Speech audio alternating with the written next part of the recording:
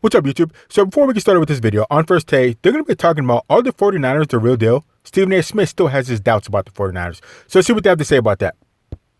Their defense is something special, or at least it was last night. And this kid, Nick Bosa, was he was a terror last night. He was sensational. Had a couple of sacks, a forced fumble, a fumble recovery. He was all over Baker Mayfield all night long, and everybody followed suit.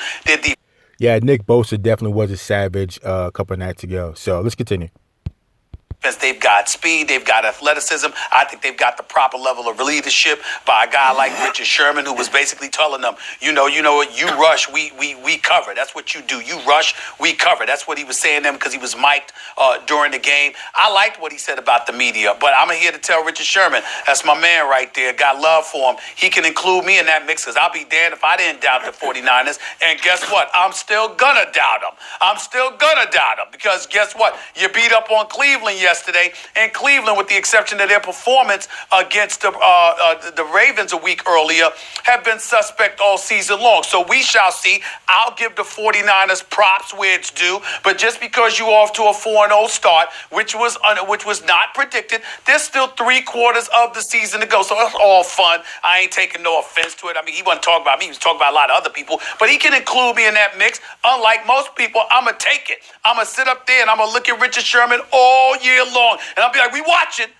you 4-0 now. Let's see what you do as the season progresses. And when he's right, I'm going to give it up to him, but I'm going to wait until the absolute end to give it up to him because he has asked us to hold on to opposition. Don't be phony about it. Keep the same intensity. Don't lose the intensity. I don't got no fur coats on, guys, but y'all know who I'm imitating here. Keep the same intensity. Please don't lose the intensity. Keep the same intensity. Richard Sherman, that's what I'm going to do.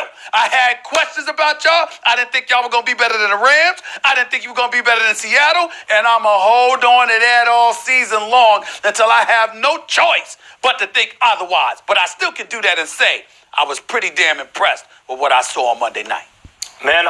So what Stephen A. Smith is going to do, he's going to wait till at some point throughout the season when the 49ers have a little hiccup or something goes wrong, and then he can just jump all over them like he does the Cowboys when the Cowboys self-destruct at some point throughout the season. So I think that's what Stephen A. Smith is waiting for, some type of self-destruct with the San Francisco 49ers. But other than that, I am kind of happy for the San Francisco 49ers. They are doing very well. They are 4-0. So I think the real test is probably going to come next week when they play against LA Rams. That'll be right there. If they beat the Rams, they get the 5-0 off of the Rams, then they're definitely here. They're definitely a team that you definitely need to respect and definitely pay attention to. And in a couple of weeks, I think the 11th of next month, if they play or when they play the Seattle Seahawks, and if they're still undefeated and they beat Seattle, I don't know, what will there be like, I don't know, 7-0 or something like that. I don't know. I haven't figured it out. But then the 49ers, they're just well on the way. They're well on the way to clean house in the NFC. So let's continue. I've been thinking a lot about Kyle Shanahan, and I've been thinking about him watching the Falcons too. Because the Falcons were never, what were they known for? Defense? No. But that offense was so dynamic that they made it to the Super Bowl. Really, they should have won the Super Bowl. Then he goes to the 49ers. Whatever you want to say about Jimmy G, Stephen A., he looks at Jimmy G and goes, yeah, get me that dude. And he had a reason for saying that. And his offense, like, the Browns couldn't do anything with the Niners' run game. And that wasn't just because the Niners have a great run game. It's because he schemed it up. He was doing tricky stuff to loose the run. And it was working.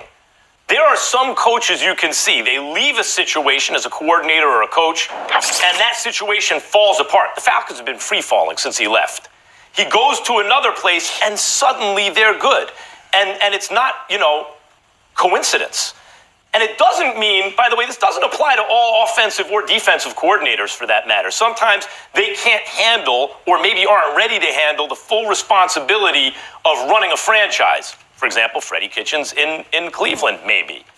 But Kyle Shanahan looks like the truth right now.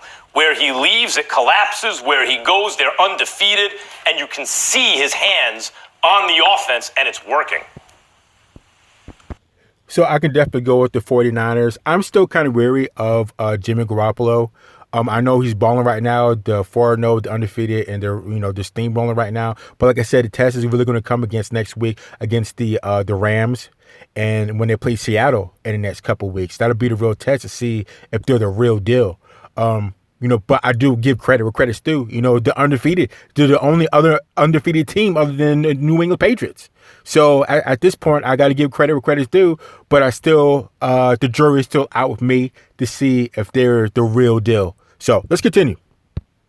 Well, I'll say this. I had the opportunity to be with Jed York and Kyle, and one name that isn't getting a lot of plug right now is a guy named John Lynch and what he's created as far as being a GM of the 49ers. And I had the opportunity to be with them during the Super Bowl and just listen to him talk about how he wanted to build his team. And obviously Kyle has done a phenomenal job, and I agree 100% with you, Max, as far as what he's been able to create on that offensive side of the ball. But listen, I don't care how you feel about it. I've always been this way. I always will be this way, and I'm very definitely biased. But that defense set the tone last night, and I think everybody else fed off it.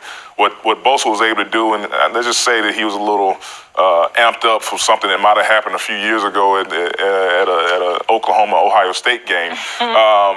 They just fed off of that D-line all night. And Richard coming out and getting a pick early in the game, the tone was set, and I don't think Cleveland had an answer for that. You can call it coaching, you can call it whatever you want to be calling it, but at the end of the day, we're all professionals, and last night they got punched in the mouth, and to quote my favorite boxer of all time, Mike Tyson, they had no answers for it after they got hit in the mouth. And props to the run game as well. Matt Breida, Tevin Coleman, they did a sensational job pounding the rock. 22.3 miles an hour. Yeah. The one thing I like to point out, and it's hard for me, Justin, help me out here. On one hand, I want to defend Baker Mayfield from the standpoint that he's out there running for his life half the time, because the offensive line of the Cleveland Browns has clearly been a question mark all season long thus far. But the flip side to it is that even though he could move guys, he ain't the most mobile dude out of the pocket. He can be had. And when you've got the kind of speed that San Francisco appears to have on that defensive side of the football, you could tell they knew they could get at this dude. They could contain him in the pocket. His ball security is a huge question mark as well. Not only that, because he's miniature to some degree, he was throwing over taller defensive linemen coming in his direction, and he wasn't finding the seams and the gaps with which to throw the football through. He was trying to throw over some of those guys. So I'm looking at it from that perspective, and I'm at a struggle, Justin. Do I blame Baker for that, or do I blame the offensive line? Well, it's going to be a combination of things. It's going to be, number one, the 49ers defense. It's going to be, number two, Baker Mayfield not making the right, throws and checks and all that. And then his offensive line not giving him time. So it's a combination of things that just put them in the position where they're at, where he threw 3 picks. It is what it is. It is what it is. It's all parts needed that made them be in the situation that they're in right now. So let's continue. I think it goes hand in hand. I think, when you have an O-line that might be doing some things as far as struggling to protect the quarterback, first thing you have to do from whoever's calling the play call is just put them in situations that makes them look better. You got to try to establish the run. You got to do play action. You keep the tight end in. You switch up, what side that center's going or what side you sliding the line to. I would have been sliding to a number 97 all night. I can tell you that much. So you got to take what you have from a talent standpoint and make your team look better. I just don't think that they were able to do that last night. And you're right, he is short in stature. And whenever we played against quarterbacks that were short in stature, even when we couldn't get to him, we got our hands up and we had a phrase, man, make them throw through the forest. And sometimes that gives you that extra second where they might have had a window to throw. They gotta wait a second here, and then you got somebody else get to the quarterback from the other side of the football. So I understand that Baker Mayfield may not be the tallest quarterback ever, but as far as that, he's been in the league long enough that he knows how to throw the ball. He knows how to find his lanes. He knows how to compensate for the fact that he may not be the tallest guy. I mean, you can say the same thing about Drew Brees. You say something about Russell Wilson, and those guys don't seem to have trouble with that situation. So at this point in Baker Mayfield's career, that he's been in the league for a while, he knows how to make those type of adjustments, and I don't really want to use his height as an excuse, because there's other guys that are doing it that are just as tall as he is, if not shorter than he is possibly. So I can't use that as an excuse at this point. He just wasn't doing what he was supposed to be doing. His offensive line wasn't doing what they were supposed to be doing. And the defensive squad for the 49ers are just putting in work. It's just that simple. So let's continue. As a defensive monster. I mean, it was pretty clear on those Giants teams. They had so many guys in the front seven, really, who were interchangeable. Sure. But it's hard to tell for the fans sometimes who's really the guy. I remember when they suddenly guaranteed you 35 minutes. I said, oh, okay, Justin Tuck is really, really good. A lot of good guys, Hugh and everything, but Justin Tuck